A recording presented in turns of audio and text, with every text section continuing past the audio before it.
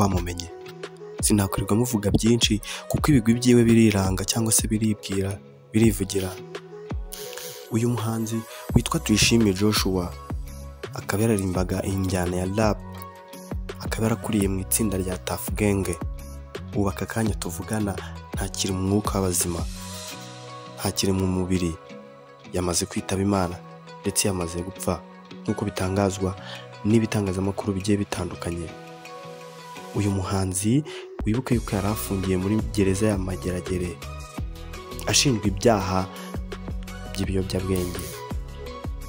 Tuyishime Joshua ubu aka kanya tuvugana akaba atakiri mu mubiri. Nk'uko byumvikana nibyo koko ntakakiri mu mubiri, gusa icyo azize ni uburwayi, cyane kuko yakundaga kurwara indwara zitandukanye ariko cyane cyane umuvuduko w'amaraso. Uyu Tuyishime Joshua wamamaye nka Jay Polly, umuzi mu ndirimbo nka Ndacyariho Ndahumeka, Akanyarira Jisho, Nyirizina ndetse n'izindi. Uyu muhanzi wibuke yuko yari inshuti cyane n'umuraperi w'umusitari w'umukire mu gihugu cya Nigeria witwa Davido. Uyu nguyu akaba ari inshuti ye magara cyane kuko yaje mu Rwanda inshuro nyinshi aje kubonana n'uyu muhanzi Jay Polly. Tuyishime Joshua, Tuff Gang. Itsinda Tuff Gang wibuke yuko ryari riyobowe n'umusitari witwa Lil G.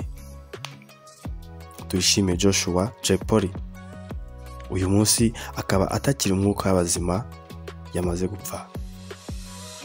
Gusa turacyakomeza gushaka andi makuru ku bijyanye n'urupfu rw'uyu musitari w'umuraperi. Guma kuri MTV Mwarimu TV uraza kubona byinshi mu kanya. Yes, ndagushimiye wowe wakurikiye iyi video wari uri kumwe nanjye JC. Icyo nagusaba ndakwibutsa gukanda subscribe aho hasi niba utarabikora, wabikora ugakomeza kudutera inkunga ndetse ukanda share uhereza n'abandi inshuti zawe bakamenya byinshi. Nawe utaha.